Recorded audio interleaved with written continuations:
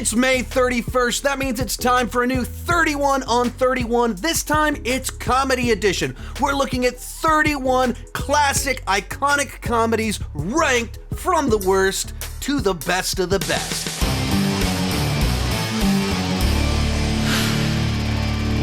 While I'm talking, be sure to join me down below in the comment section. Share your favorites of the 31 films on this list, or if you're up for the challenge, share your ranking of all 31 comedy classics. My list is not the right list. It's just my list, and I would love to see yours. 31 on 31 is a series from the Odd Top stream. We've got Cody Leach, Brian Lomax, CP, Rudy, and myself. Each of us will be sharing our rankings of these 31 films today. Please go check out their videos, subscribe to their channels, show support to other people here on YouTube. Now, this 31 on 31 was particularly fun for me because I don't cover a lot of the comedy classics on my channel because I tend to do rankings based off new releases, franchises with new films coming out, and that's not really what comedy does, or currently, that's not what comedy is doing. So a lot of these movies, I've seen them. I've been watching them for decades, but I haven't really covered them on my channel. A few of them were first-time watches, so I really enjoyed watching through all 31 of these films. And let's get started. In last place, Weird Science. Point of reference, I probably watched this movie at some point in time in the past. I definitely watched some of the TV show back in the 90s, but in a real sense, this was a first-time viewing, and I just don't think it held up whatsoever. It feels like a movie written by a 14-year-old in the 80s for 14-year-olds in the 80s. Our two lead characters have the depth of a side character in an 80s raunchy comedy. They're awkward, they're nerdy, and they're horny. And that is it. Now, this list is filled with movies filled with slurs that we don't use in movies anymore, and we shouldn't use in movies anymore, and there's plenty of plot points which are very uncomfortable. Weird Science is exclusively problematic plot points and uncomfortable jokes. The basic plot line of it is two underage boys create a full-grown woman that has to do everything that they say, and the first thing that these underage boys do is take a shower with their fully grown slave woman. And that's just the beginning of a series of very uncomfortable jokes and bad ideas, like stuff that, whoa, I can't believe they're doing this. And then you go, oh yeah, the 80s had a lot of really uncomfortable jokes. It's just entirely juvenile. It's a juvenile's idea of a fantasy situation, and it doesn't fully commit to being weird enough. Hi, dudes. It gets super weird in a couple moments, and most of it's just like I said, juvenile humor, juvenile's fantasy, a movie written by 14-year-olds for 14-year-olds. That's what this feels like. Number 30, Spaceballs. This is a film that on paper should be perfectly designed to be an awesome comedy for me. You've got comedy icon Mel Brooks doing a parody of Star Wars. Sounds awesome. You got Bill Pullman, you got John Candy, Rick Moranis, a bunch of other people in here. Everything on paper looks awesome, but for 25 years, maybe more than that, every time I watch it, it's never as funny as it should be, and the more time passes, the more lame almost the entire thing feels, where the ideas of jokes here are naming characters Snotty, Barf, and Pizza the Hut. Yogurt! I am the keeper of a greater magic. Like, that's the level of sophistication in the humor. The wordplay feels very obvious. And so much of it is, let's just do a scene from the movie, but very silly. There's a couple of really good bits in here that are famous. And when it goes meta and they're tying into the idea of merchandising, home video, the movie's already come out on home video, let's watch what's gonna happen next. When does this happen in the movie? It's really funny. And then almost everything else, it's just so silly. It's so basic, and it feels devoid of wit or joking about anything specific to Star Wars. It's just Star Wars done silly. To its credit, it did in fact inspire the plots of the Lorax and the Marvels, so I suppose that's something. Next up, Road Trip, the first film from Todd Phillips, and it's fine. But it's essentially a very generic comedy from the year 2000. It does have a certain bit of nostalgia for me because it is about new college students in the year 2000, which case I would have been a college freshman in the year 2000 had I not taken a semester off before starting college. It takes place partially at the University of Texas. I'm in Austin, where the University of Texas is. But beyond that, as a comedy, it lacks the iconic moments that virtually every other film on this list has. It lacks the iconic characters that virtually every other film on this list has. The most iconic thing about this film is like Tom Green. Ooh, it had an accident. Oh, did it really? Yeah. Oh, for crying out loud, did it? Which isn't necessarily a good thing. Tom Green was just such a very narrow moment of time of where he was considered the peak of comedy on MTV. And then we're like, we all moved past Tom Green.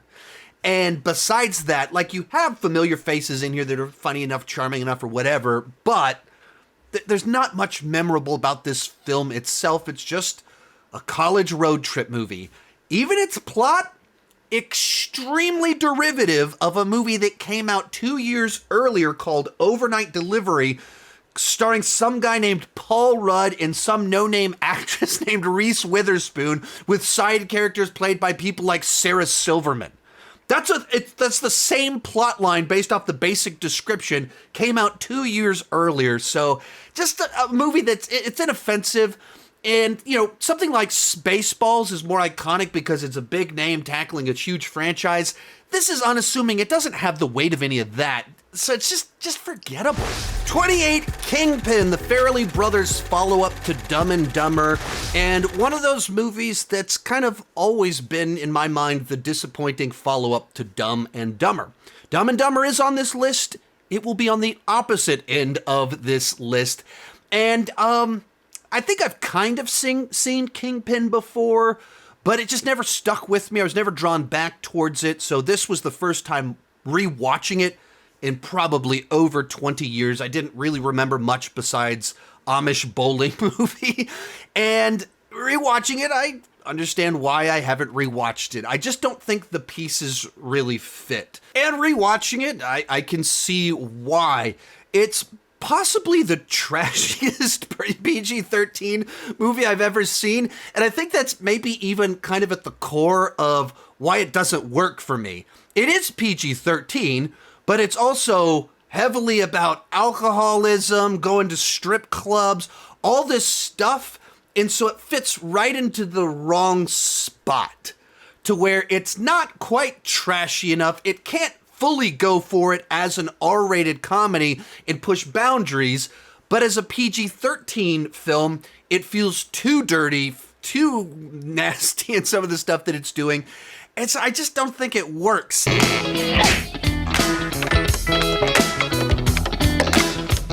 It tries to have kind of like a heart and an arc with what they're doing with our lead character. The stuff with him having a hook for a hand, it felt like it was repeating the same joke about, it's been 17 years, he still doesn't know how to function with a hook for a hand. And so it didn't work for me. There's some bits here that almost you could see where there was the glimmer of what they were trying to do, but as the whole, it just doesn't come together. 27, The Cable Guy, the Jim Carrey film directed by Ben Stiller. And to fully put this movie in perspective, you just have to understand how quickly Jim Carrey became insanely famous. When I was in the fifth grade, Jim Carrey was one of the cast members on In Living Color. And so I knew him for his parodies, Fire Marshal Bill.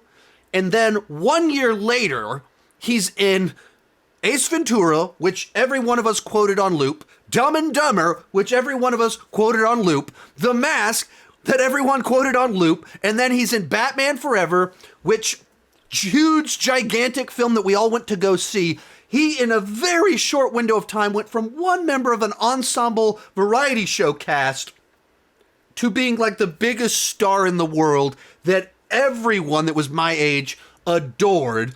So he puts out The Cable Guy, and we're expecting that sort of lighthearted comedy. And instead, we get this really dark comedy about this very emotionally needy, disturbing character. But all that to say, I used to watch The Cable Guy all the time simply because it was a Jim Carrey movie, and you just watch Jim Carrey movies all of the time. It has its bits that are really funny. It has its moments that are still hold up. But I think the blend of this this stalker psycho character with comedy never fully finds its footing. Check this out. Silence of the Lambs. And it's not quite funny enough, but it also doesn't have enough it's not commenting quite enough. It has some commentary to it. You can see it's trying to have this idea about kids raised on on television, combined with the stalker side to it, combined with comedy, and it never fully gels completely. 26, Old School, the second Todd Phillips comedy. I think it's distinctly better than Road Trip. Some of that is simply because it had several comedy titans of the zeros, and this was part of their rise to stardom. This was right before Will Ferrell exploded with Elf, and he was right in that transition between SNL cast member to being massive movie star. This was one of those pieces of that transition, and Frank the Tank, iconic Will Ferrell getting famous for running around naked. So much of that goes to this film right here. It's the most powerful trank gun on the market. Yes! Ow! That's awesome! You're crazy. Just in general, movies about college people partying, trying to do drugs on each other, don't resonate with me whatsoever. That's not what my high school years were like. That's definitely not what my college years were like. And like that sort of like dreaming for the good old days where you partied, that was never what I wanted to do then. That's not what I'm trying to get back to as a grown-up. That's nothing that I've like longed for. So movies that like, that's the desire of the lead characters, I can laugh at the absurdly funny bits, but it just don't resonate on a story level with much of it at all. So, I think it's funny. If I watch it, it'll make me laugh. It's fine, but it's not one that's like super interesting to me. Number 25, Funny People, Judd Apatow's third film, and the results, I think, were easily the weakest of those three films, and there's a variety of reasons for that. I think a lot of it is that there was something a lot more relatable to the first two films. And then when you get to Funny People, it felt a lot more like Judd Apatow making a movie about himself and the world that he lives in, which is Hollywood, stardom, fame, the issues that Adam Sandler's character are working through of walking around and everyone wanting to take pictures and wanting to take something from him is not relatable at all to normal people. And so it feels like a more self-indulgent project. And not that there's not something endearing, interesting, and entertaining about it. There is. There's quite a bit of that in the film. The candle started flickering. We all thought it was him going to heaven, you know. You don't pass through fire to get to heaven. I think he went to hell. But I think the ultimate problem is I don't think it's funny enough. In particular, it's all about stand-up comedy, and their stand-up is just like, hey, I got a big dick. You know, dicks are shaped like umbrellas. Sometimes when it rains, I whip it out. Like stuff like that where you're like, that you're just talking about your body part. Like that you're not saying any, like there's not a punchline here or anything like that. The movies, I think, decent enough. There is something to it because Apatow is just good at writing scenes that are you connect with and have earned drama. But the movie just feels like it goes on forever. It goes on for 2.5 hours. So it just feels like it never ends. There's things that work about it, but overall it's easily the weakest of Apatow's first 3 films. Number 24, There's Something About Mary, and to be perfectly clear, I really enjoy this movie. I think it's very funny. This movie, as well as the rest of the films on this list, are positive, but when you do a video that's trying to look at the best comedies of all time and rank them, by the definition of that, you're going to have some movies that are really great, some of the best that are very low on the list, so it's really, really tough from here on out in this video. But when it comes to There's Something About Mary, this is the Farrelly Brothers' third film, another gigantic comedic smash hit, the movie that established Ben Stiller and Cameron Diaz as leads. But it's also a movie I've never been as enamored with as so many other people. For me, this is a movie that when it's funny, it is really, really funny. Oh, no, I wasn't. There are several just iconic comedy bits that immediately when you think of this movie, you think of specific images that are tattooed into your brain. And then even beyond that, there's several other sequences like involving the fight with the dog that are so laugh out loud funny. I just don't think the movie is as consistently funny as a number of other films on this list. Hence why, despite being a comedy classic, it's pretty low on this one.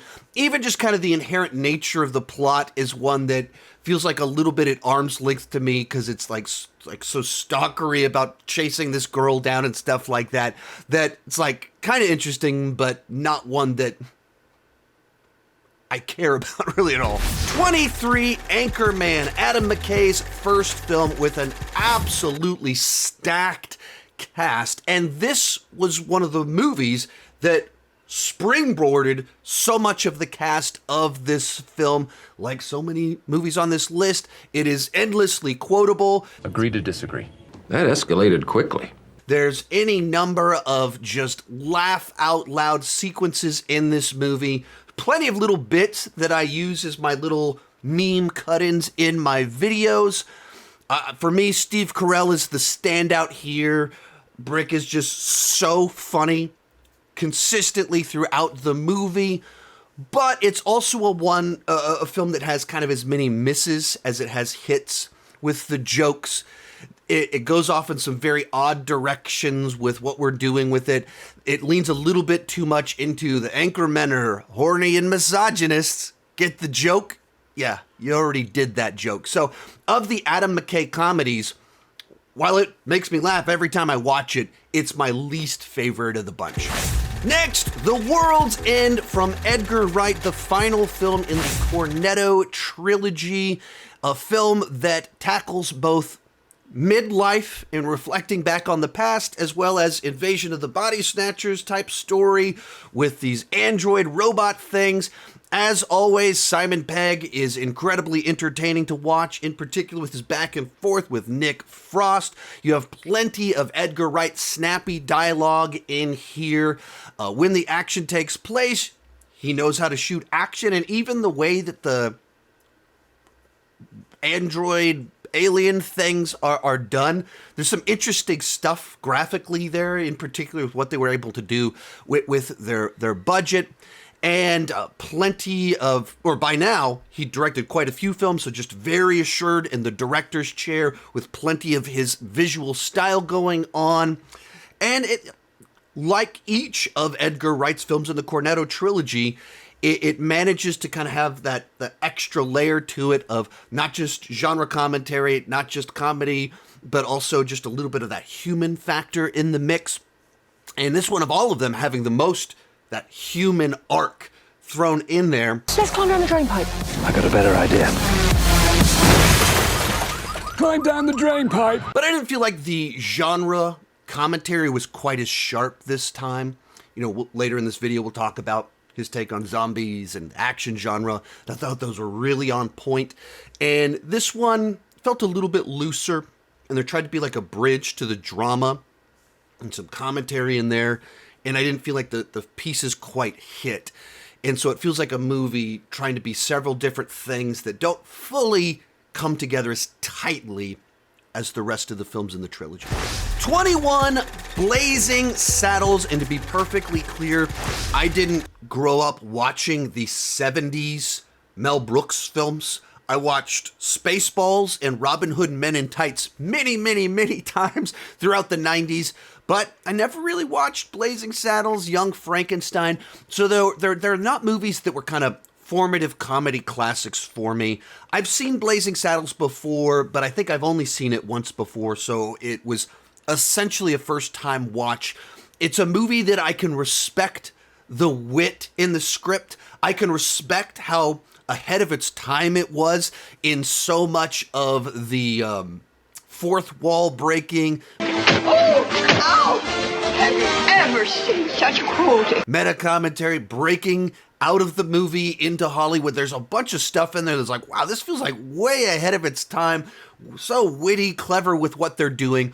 But for me, it's not one that I would say that I'm specifically drawn towards or that I was like constantly laughing out loud while watching it. There's many very funny lines in here, many very clever bits, as I just said. Can't say it resonated with me. Also, it is one of those movies that you watch it and you go, wow, you just can't imagine Hollywood making this movie today. Because it's set during a very racist time in American history. Well over half the cast are overtly very racist towards the lead character of the movie. And while it's not in any way celebrating that, it is very uncomfortable to watch because you just don't see that in movies now where racist characters are allowed to be so overtly racist.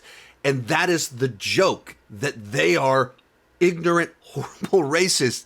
And so a movie that very groundbreaking, also a little bit of a difficult watch in the year 2024. Next up, Young Frankenstein. As I mentioned in the previous film, I did not grow up watching this era of Mel Brooks films, and I believe last night was the first time that I watched this movie from beginning to end. So keep that in mind as it's lower on the list. I don't mean any of this to suggest I don't understand its cultural significance or why this is a beloved classic, but I cannot in good faith say that this movie to me was one of my top favorite comedies of all time, that it blew my mind. Some of that I imagine is simply when you've had a movie like this that has been such a part of the cinematic, comedic history for so long, a lot of the jokes lose their oomph. Like, Walk This Way loses its oomph 50 years later when you've heard it quoted in these other movies, the joke stolen in other films, and then you see it in this movie, and was incredibly clever at one point in time 50 years ago, but I've seen all the derivative versions of it. I've seen clips of the movie that cheapen the weight of the joke in its original form. But it's crazy to think that Young Frankenstein and Blazing Saddles came out in the same year. That Mel Brooks was just like on such a comedic creative high that he put out two absolute classics that are wildly different from each other in the same 12-month period of time. Now, when it comes to this movie, I mean, Gene Wilder is like, this is one of those examples of like, you truly cannot imagine anyone else playing this part and doing kind of that. It's so infused with what he does so well of just like these crazy characters. Give my creation life! That burst into screaming at the Frankenstein! I'm Frankenstein! Like just the way that he yells, even me doing it doesn't in any way I'm not even yelling. It does absolutely no justice to his comedic brilliance and what he's uniquely able to bring to a part. But like I said, full respect to the film. all of its importance, I just can't say that this is one that I've been drawn towards, that like I watched it and went, oh man, I hadn't seen this before, but can't wait to watch it again. I just can't say that. Number 19, Multiplicity. And this is where the ranking can get a little bit weird because Blazing Saddles and Young Frankenstein are comedy classics. Multiplicity is a fun movie about cloning that I've enjoyed since it came out in theaters. I would not in any way suggest that Multiplicity, objectively detached from myself, is more important or better than these two Mel Brooks classics, but I have to rank this based off of my own personal tastes, things like that. And Multiplicity for me has always been this very fun Michael Keaton, Andie MacDowell comedy. I watched it when it first came out in the theaters, and I've been watching it ever since. It's one that my wife and I will put on like once per year. And it's interesting that I've now I first watched it as like 14, 8th grade, freshman in high school, whatever year it came out. And enough time has passed that I've now made it into the stage of life that this movie is actually commenting on. So like rewatching it for this video is like, oh man, if I could clone myself, that'd be great. Like both my wife and I are like looking at each other like, this would be so useful. The movie now connects with us on this personal level so much more so than it ever did before because it is now designed for us and where we are at in life. It's certainly, it's just a high concept comedy about what if you could clone yourself? And what would you do with that and the hijinks that would ensue, allowing Michael Keaton to have fun. Rain Man, run back in there and floss yourself, buddy, all right? Like he started in a lot of comedic roles and then he started moving towards dramas, of course, was Batman. And so then it's kind of a return to his roots, his origins. It was just a lot of fun to see it. Nothing here is particularly great. It's not trying to make any particular comment. Just a fun comedy. Then we have The 40-Year-Old Virgin, Judd Apatow's first movie that he wrote and directed, though he'd been working on a ton of television and films before this, and the star-making film for Steve Carell. Now, he had a lot of things come together in a small window of time in the mid-zeros, where he was in Bruce Almighty, then he was in Anchorman, he gets The Office, he's in this, and all these things kind of come together to propel him to the stardom that he's had for the last 20 years. But when it comes to the movie specifically, it is such an interesting mix of crassness and like a wholesome sweetness.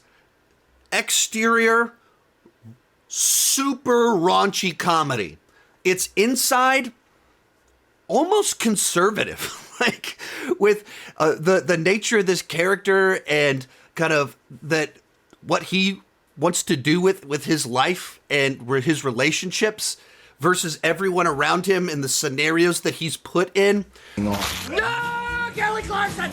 Help! And I think it is that juxtaposition of those two things that is what made these Judd Apatow comedies so refreshing when they came out, that they could be very comfortable allowing both of these things to exist. It is going as dirty as possible with so many of the jokes, but also allowing a lead character to not really want to be a part of that world and not want to embrace that.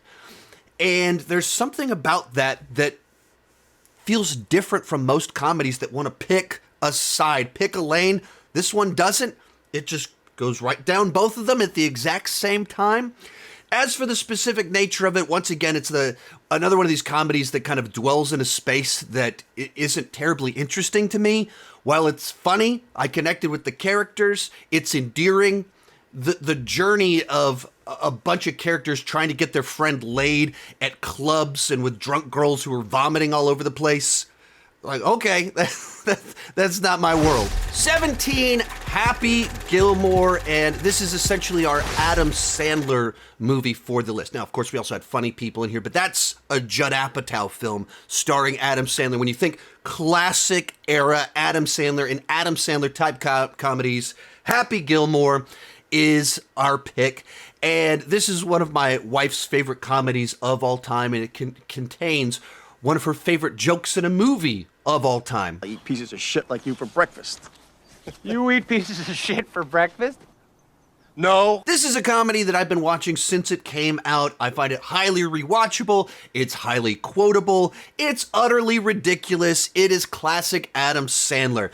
It is not trying to comment on anything. It's just a really insane, ridiculous scenario about a violent hockey player that turns out to be really good at hitting a golf ball and all the wild, crazy shenanigans that go along with it. I love that Carl Weathers is in here as the mentor character that only has one hand. There's so many fun bits like with Bob Barker that happens in it. It's unassuming. It doesn't try to do anything to elevate it to any higher level. It's just a silly comedy, and it's very comfortable being just a silly comedy.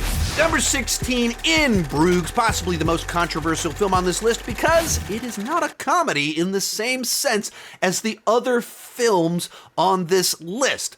With all that said, it is very funny. This was a first-time watch for me just a couple days back. I didn't really know what to expect going into it other than people told me it was really good, and they told me, but it's not really a comedy. It's kind of weird that it's included in this 31 on 31. It fits more into that post-Tarantino crime genre that have really snappy, witty dialogue, have these characters in these scenarios where you have multiple plot lines, things that start intersecting. It is a genre that I thoroughly enjoy, and this is a movie that I thoroughly enjoyed. Well, you ain't going up there. Why? It's all windy stairs. I'm not being funny. What exactly are you trying to say? They're a bunch of elephants. And if we were ranking it not just in a list of comedies, I probably would rank it better. But in this particular context of comedies, it's tough for me to put it higher up on the list when comedy, I feel like, is that's a side thing to it. That's like the superficial side to it, where at its core, it's kind of this other thing. Next, Shaun of the Dead, Edgar Wright's first film, the movie that kicked off the Cornetto trilogy, and it is his take on the zombie outbreak genre. And from his very first film, Edgar Wright was just such a stylized, distinct actor with very good control of tone, where when you're trying to make a movie that is both sending up a genre but also celebrating it, that is a fine line where you're trying to be able to deliver all of the tropes of the genre, but with a comedic spin that's having fun with it, but not making fun of it. And he was able to do that so well right out of the gate. Even with a limited budget, he pulls it off, where it's funny just as a comedy,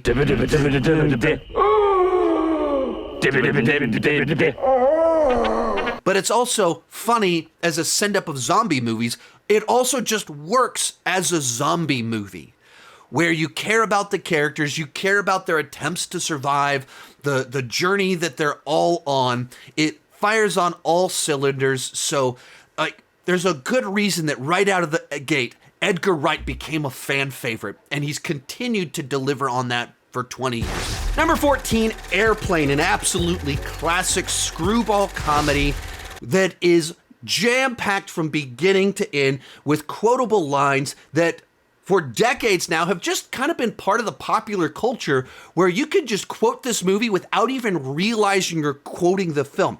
So many times when I rewatch it, I'm like, oh yeah, that little bit, it's from this movie. It's just the impact of the film has expanded so far beyond the movie that you've forgotten where so much of it came from, and it all started with this movie. Surely you can't be serious. I am serious, and don't call me Shirley. It's a film that dramatically changed the trajectory of Leslie Nielsen's career, where he was known as a dramatic actor and was in these adventure films and sci-fi films for decades. And he was so good at the deadpan comedy in this film that kind of just defined the rest of his career and became a legend in that space, in particular, of course, with the Naked Gun films.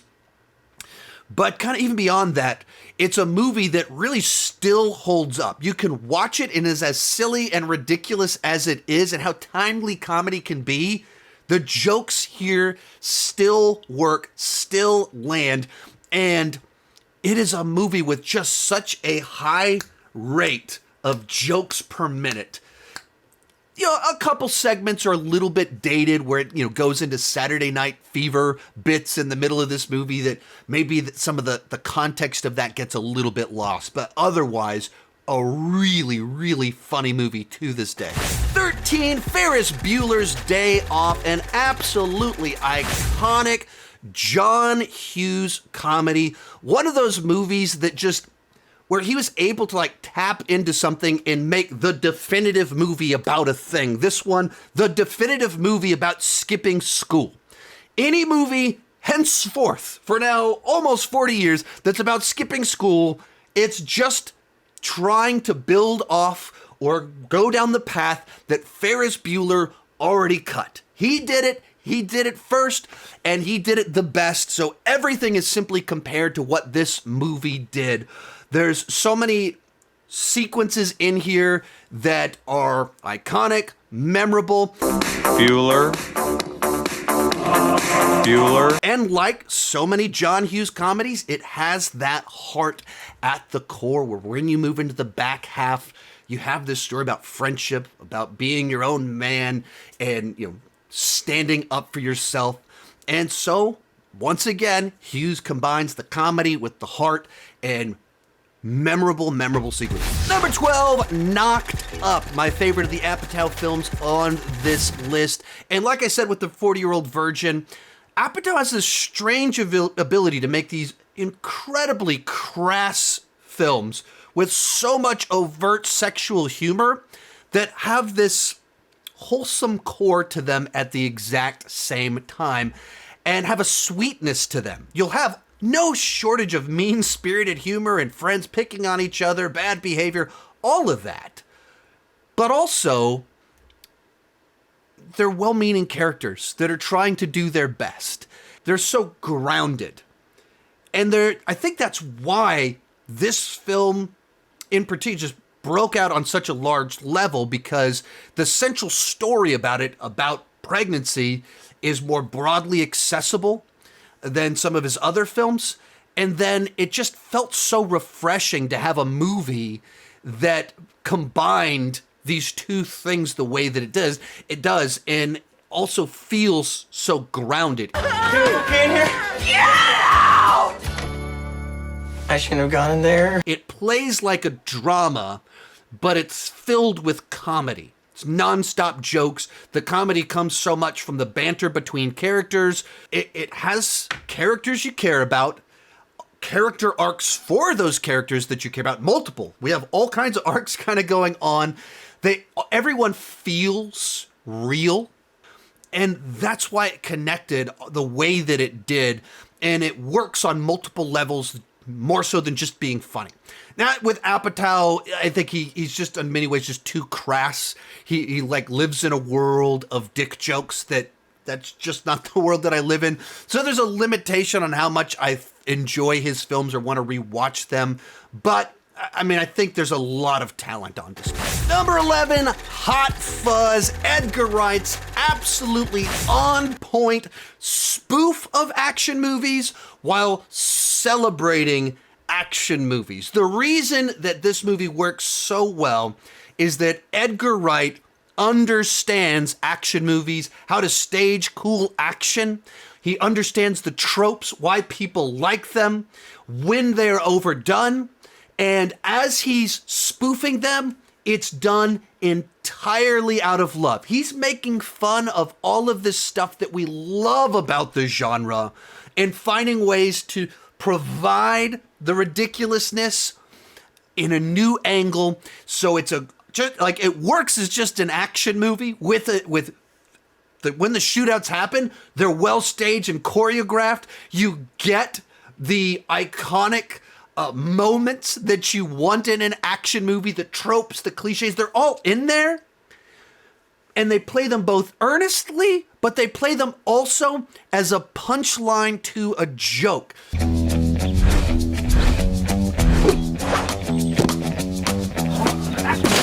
It's self-aware, but without winking at the camera. And it balances that tone perfectly from beginning to end. It just, that tonal balance that is so pivotal with a movie like this, it gets it right.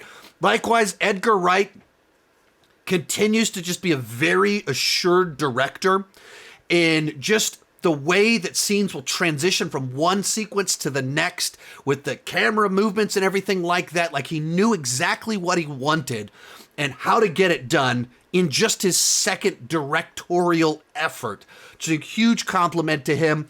Maybe the movie takes a little bit too long to get going with the mystery in the first kind of 45 minutes. Other than that, just a great send-up celebration of action films. Kicking off our top 10, Zoolander, the Ben Stiller comedy, which is one of the smartest dumb movies of all time. From beginning to end, it is endlessly quotable. From beginning to end, it is filled with memorable sequences all the time. Like, members of our family will just quote some random part of this movie. Even though my kids have not seen this movie, I've just shown them a few clips on YouTube. Still, the sequences in and of themselves are just so funny, so quotable, that you can just say them and instantly they stick with you. What is this? A center for ants? How can children learn how to read if they can't even fit inside the building? Likewise, it's filled with so many great cameos, whether of just people playing themselves in the movie or someone like John Voight playing a coal miner, Zoolander's dad.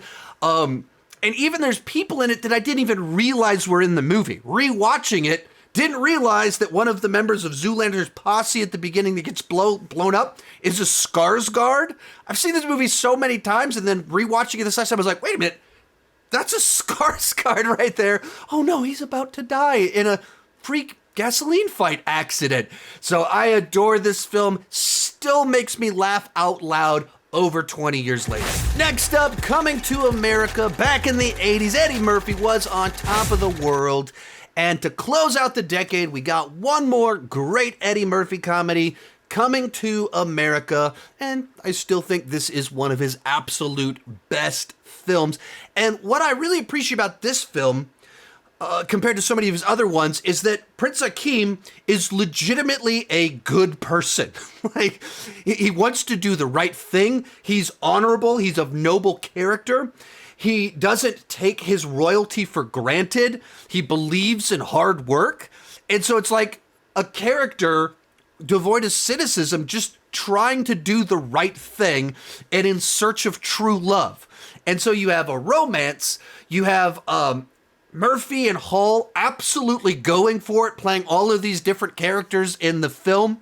And so it just hits on a bunch of different levels really nicely. It has its own, so many moments in it that pop, that stand out, that are memorable to it.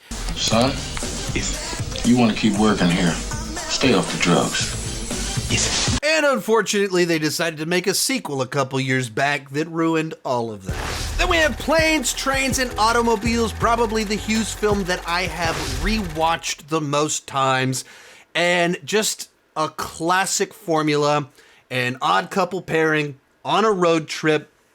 And you have two comedic geniuses at the top of their game, Steve Martin, John Candy, and 90 minutes of iconic, memorable sequences. There's so many bits in here that once again quote around my house all of the time. Those aren't two pillows. So many moments that I remember even kind of growing up, my parents being like, oh, this is great. This is great. You got to leave for this one scene where he returns to the rental car place. You can't watch that one scene. The rest of it you can watch though. Where's your other hand? Between two pillows. Those aren't pillows.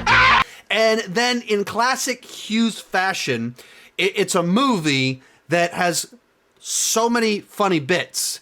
Two characters that are endearing and frustrating in their own ways, but then a ton of heart. In particular, as you move into the final little stretches and you understand everything that's really been going on with Dell, the final reveal and everything.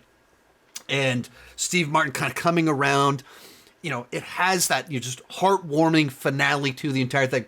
Rewatching it, one of the things that did stick out to me is how wild the soundtrack is on this movie. It feels like every music cue was come up with by a different person entirely. Like they're all over the place in what the music is like in this film. But hey, maybe even that's part of the charm of it. Number 7, Vacation. Now, this is a movie that sometimes gets overshadowed by Christmas Vacation simply because, by the very nature of Christmas Vacation being a Christmas movie, it's become a Christmas tradition for a lot of families. Thus, it gets re-watched more and is kind of more prominent in popular culture. But that's actually the third film in the series. The original started with the trio of John Hughes writing a script, Harold Ramis directing, and Chevy Chase starring in a movie that was good enough that it kicked off this franchise that still, every Christmas, we're watching the third film in the series.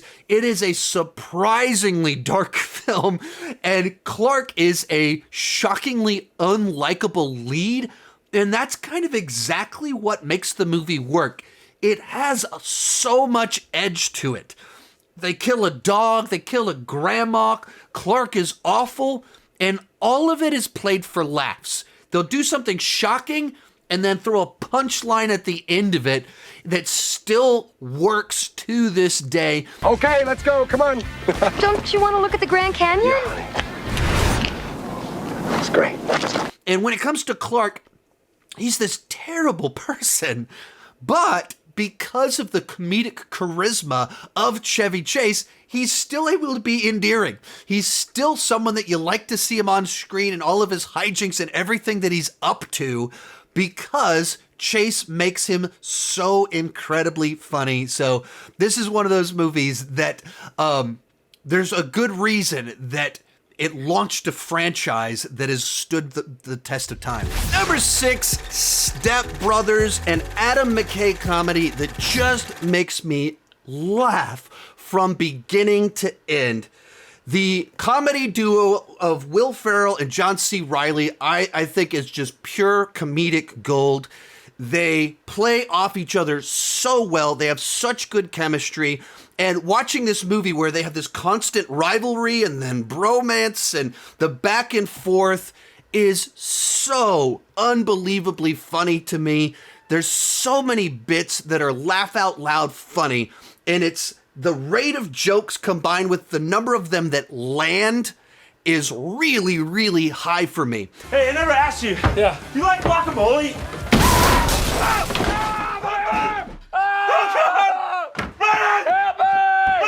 And it's a movie that, while not really even trying to have any meaningful character arcs here, Adam McKay's able to take this bizarre, weird comedy and find a way to still have enough of that like emotional swell victory in the third act with the song that plays at the end of it. And that's where I think what Adam McKay is kind of best at. Taking these just like ridiculous over-the-top comedies, but still finding a way to have these emotional spurts in them, while still making fun of the fact that even we're having an emotional crescendo in this insane, weird comedy. Bringing us into the top 5, The Hangover. A movie with no pretenses. It's just trying to have fun with a group of dudes behaving badly. In some of the movies lower on this list, I've talked about how there's films that they don't really resonate with me on kind of a story level because it's about, characters behaving badly and I just can't connect with it. This would be an example of a movie that in theory fits into that category, but the adventure that the characters are on, the way that they do it, the way that they package it, makes it so I don't really care about that because I'm invested in the mystery.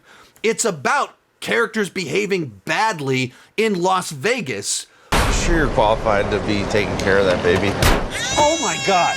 But by coming up with this idea to make it about this mystery of what happened the night before and what happened to their friend, they're able to kind of create this story that you engage with, that you're having all these reveals about, well, where did the tooth go and where did this come from? How did this, what's going on here? So you just connect with it. And each of the little episodes they find themselves in, each of the little antics, weird things, scenarios, all of them are memorable, funny, and they stand out to you. When this movie came out, it wasn't like this big tentpole comedy with a bunch of stars at the time. The movie was kind of mid-tier, like, okay, looks like kind of funny. And it just connected with people on such a level that it propelled each of the leads to stardom. And it turned into this massive comedy franchise. But it was like a sleeper hit that just way overperformed, kind of came out of nowhere because they just cracked the code of this fun formula that was really funny. Number 4, Talladega Nights, The Ballad of Ricky Bobby. For whatever reason, this movie just clicks with me. This era of Adam McKay comedies found this right blend of absurdist comedies that are ridiculous, that have all these insane scenarios happening. I am so paralyzed! You want to see what my life is? Don't you stick that knife in your leg. But also, like, touch on real issues in their own way. And while they're having fun with all the daddy issues in this movie, it pauses to have just enough family drama in there. And it doesn't take any of it serious, but it touches on something human. All while being utterly ridiculous. It has a stacked cast where everyone is absolutely hilarious. It has such a intense rate of laugh out loud funny bits. Once again, like so many movies on this list, it's so quotable at times. And so when I think of some of my favorite Will Ferrell comedies, this one is way up there on the list. Real quick, before I go into my top 3, remember to join me down below in the comment section. Let me know your favorites of the comedies in this video, and if you're up for the challenge. What is your ranking of all 31 films? Also remember that I'm doing this with the rest of the members of the Odd Top streams. Each and every one of us is doing our own 31 on 31. Please head on over to each of their channels, watch their video, comment, join the conversation, subscribe, do all of that fun stuff. There's links somewhere around here. In third, Dumb and Dumber. I was in middle school when this movie came out, so I was the absolute perfect age for when Jim Carrey exploded and became this immediate comedy sensation. And so Dumb and Dumber was one of these movies that just, like, dominated my middle school years. Like, people in my grade even started getting the haircut. Like, it's not supposed to look good, but we didn't even understand, like, no, that's a terrible haircut. People were getting it anyway. But this is a film that, rewatching it just a few days ago after having been watching this movie for 30 years, it still makes me laugh out loud. I actually watched it with my son, who is now in middle school and is the age that I was when it first came out. He was laughing out loud, and then he's been quoting it to me the last couple of days. Want to hear the most annoying sound in the world?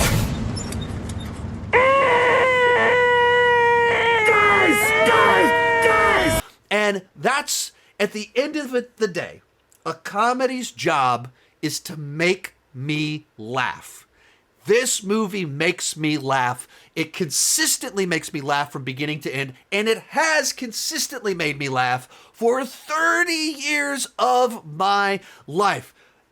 True to its title, it is unbelievably dumb, but it's dumb in such a fun, witty, clever way. Our runner-up, Groundhog Day, a comedy that's kind of the polar opposite of Dumb and Dumber. The movies came out right around the exact same time. Both of them are movies that I've been watching for now 30 years. Both of them I've rewatched countless times. Both of them I have been quoting with my friends for 30 years now. But whereas Dumb and Dumber is this very overt comedy where it's broad, it's slapstick, it's bodily function humor, it's fart jokes. Groundhog Day isn't designed to be as these overt, laugh out loud moments. It's this much more subtle, understated humor that comes from Bill Murray's dry wit, perfect comedic timing. And it's a film that It goes in much darker directions as our lead character becomes suicidal. It's all about this very casual character arc that he goes on.